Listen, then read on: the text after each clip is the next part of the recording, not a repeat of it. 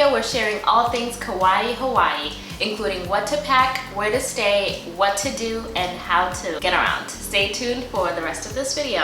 Hi YouTube family, we are Mathilda and Mike, and we both enjoy sharing our passion for love, finance, and healthy living in our weekly videos. If you're new here, please do subscribe, and for everyone else, welcome back. Mike and I had an opportunity to go to Hawaii for a full week. We had a blast. We had so many cool experiences, some fun excursions, and we visited some pretty amazing spots, so we wanted to share those with you guys. We hope that you find this video fun and helpful for your next scheduled trip to Hawaii. For those of you who may not know, the Hawaiian Islands are pretty far from the mainland, as you can see on this map here. It takes about a 6-hour flight to get from any major city in California to the Hawaiian Islands. So make sure that you pack your bougie neck pillow to make sure you can get some shut-eye on the flight there and back again. Kauai is unique when compared to the other Hawaiian islands. As our sea captain from Kauai Sea Tours put it, it is the grandmother island, meaning that it is the oldest and most mature, allowing it to turn into the lush paradise that is known today. You'll go there and see vibrant rainforests, majestic coastlines, and panoramic views of the canyon that extend for miles, along with the classic Hawaiian white sand beaches, blue skies, and warm weather year-round. Kauai Island is a special place. If you don't believe me, just ask Hollywood. They've been filming blockbuster hits there since the 1930s. Some of the more recent ones are going to be Fast and Furious, Hobbs and Shaw, Pirates of the Caribbean, Jurassic World, as well as Jurassic Park, Avatar, King Kong, and one of my favorites, Indiana Jones, Raiders of the Lost Ark, just to name a few. There is never a bad time to escape to Kauai. It just depends on your availability and your budget. Summer is a great time to go because it is actually peak season, but that means that everyone's flocking to the island. So the beaches are going to be packed and crowded. It is the driest time of the year, so the least amount of rain to mess up any kind of plans that you may have made, and the weather ranges from the mid-80s to the mid-70s. It's hard to beat that. With that high demand also comes high prices, so expect to pay a premium. If you find yourself there in July, see if your time there overlaps with the Koloa Plantation Day Festival. Spring is when we travel there, and I may be biased, but I think it's the best time to go. The temperatures are still fantastic, going from 70 to 80, and it's getting a little more wet, but still plenty dry, and we really didn't get stuck much in the rain, so it didn't interfere with any of our plans. Now, if you're there in June, then look for the Hawaii Taste Festival, which is a food and wine festival. Fall is when the summer rush fades away, so you can expect to pay a little less. The weather is still fantastic, but it does rain a little bit more, so you want to make sure you keep that in mind.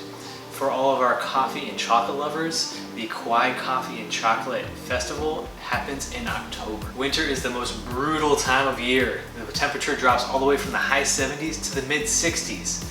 So anyone escaping any kind of bone-chilling winter, then it's a great destination. But it does rain a lot more during these months, so make sure you bring some rain gear, and to hopefully stay a little more dry, stay in the south side. The South Shore tends to get less rainfall. The state of Hawaii requires all of its visitors to have a negative COVID test prior to all travel into the state. So before traveling, we went on the Hawaii Safe Travels website and we looked for a travel partner. A safe travel partner is what they call the list of locations where you can go and get your COVID test.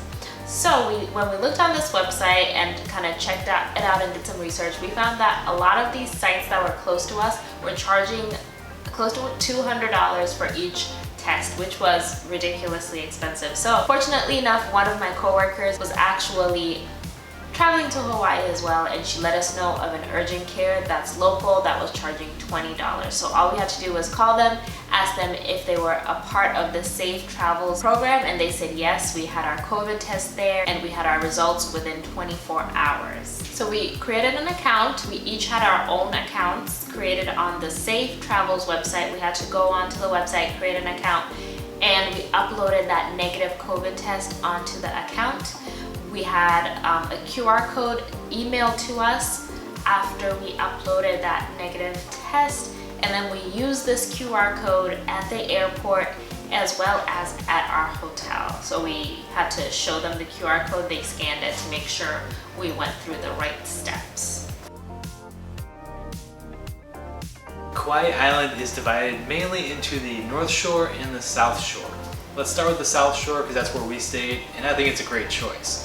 The weather tends to be a little bit better there. It's a little more dry, allowing you to explore and experience the beaches a little bit more. Also, the South Shore is a little bit closer to the launch point for both the Na Pali coastline and the Waimea Canyon. The North Shore has some amazing mountain views and some serious surfing. It's also home to Hideaway Beach, which was our favorite, and Hanalei Bay. Hawaii is a tropical location, as you know, so lots of warm weather and lots of water activities. Be sure to pack those bathing suits and swim trunks. We were there for 7 days. Of course, I had to pack 7 bathing suits. I also packed a pair of water shoes, which I absolutely loved my water shoes. They were great for water activities that we did, and they were also great for my paddleboarding lessons on the ocean. Having a good pair of water shoes that are comfortable will be a game changer for you. Packing a good dry bag was also really important for our trip. We actually used the same dry bags for our honeymoon in the Philippines. These dry bags were amazing because we threw our camera gear, our change of clothes, and all of our personal items in them, folded them up, clipped them, and they actually float on water, which is an amazing feature because you can kind of throw them over. I would throw them over to Mike and he would catch them and walk them over to the beach area. So dry bags are really helpful when traveling somewhere tropical. Packing the key essentials like sunscreen, bug spray was important. Also, something that we couldn't find was anti-nausea medication for our boat tours. If you get nauseated really easily, be sure to pack that and have it with you before traveling to Hawaii. Getting around Kauai is extremely easy. Since 97% of the island is covered by rainforests and mountains, there are very few main roads. Plus, cell reception is very good there outside of the Na Pali coastline and Waimea Canyon, of course. So you really shouldn't have to worry about getting lost. To get around, you're going to want to have your own car. To do this, you have either rental agencies or the app Turo.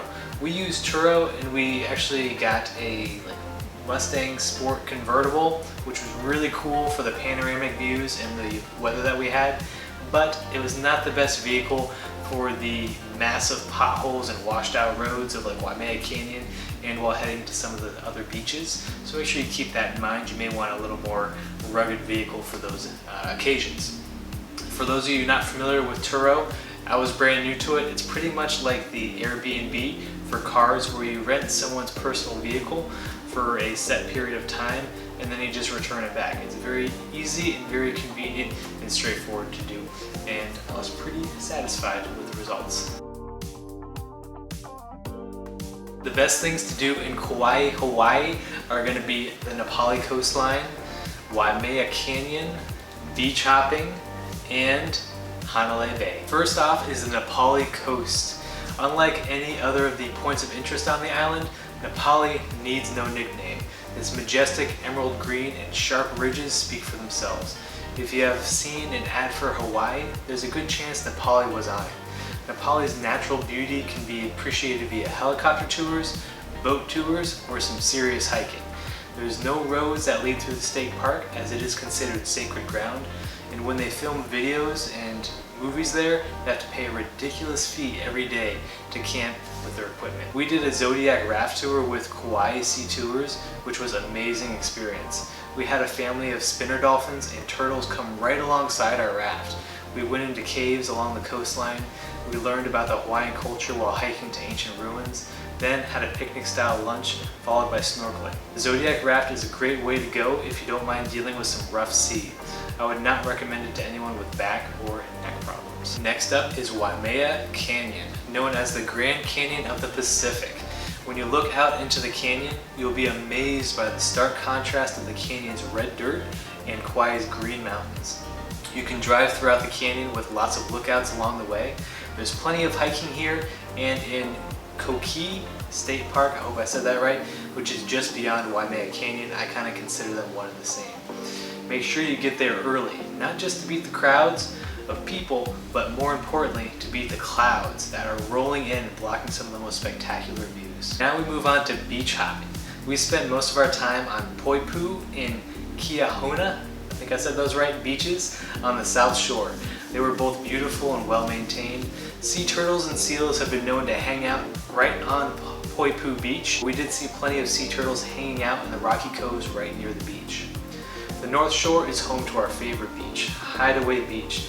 There are very few parking spots near the trailhead that leads down to Hideaway Beach, so get there early.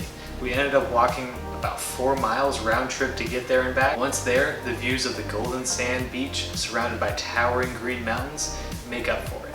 Plus, the fact that it was difficult to get to also makes it less crowded and a fantastic beach to relax. They even have a swing big enough for 2 under a canopy of trees looking out over the ocean with a mountain backdrop. For us, it was worth the hike. One of my favorite things about traveling is the food. And I will say that the seafood in Hawaii was really, really good. We absolutely loved the fresh seafood. I could tell the difference between the seafood here in the area where we live versus in Hawaii. It was so fresh, it was so juicy, and you could tell that it was definitely freshly caught.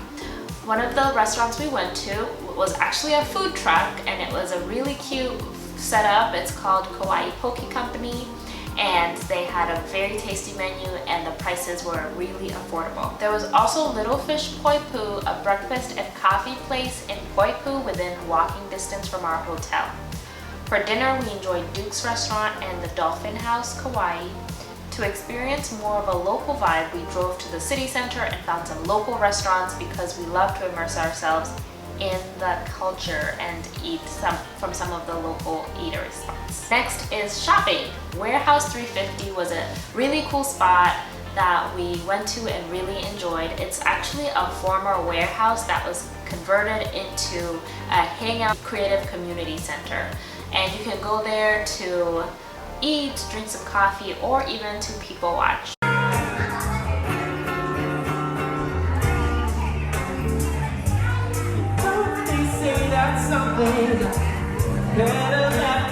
It's a really fun area. On the Friday that we went, they actually had live music. They had a pop-up floral boutique, and so we got some food, grabbed some coffee, and just hung out listening to the live music. It's a really cool spot, so if you find yourself in Kauai, make sure to go to Warehouse 350. Thank you so much for watching this video. Let us know in the comments below if you've been to Hawaii, if you plan on traveling to Hawaii, and just what you thought of this video. If you are not subscribed to our channel, please click that subscribe button down below and check out the description box to links to our social media accounts. Be sure to follow us on our social media.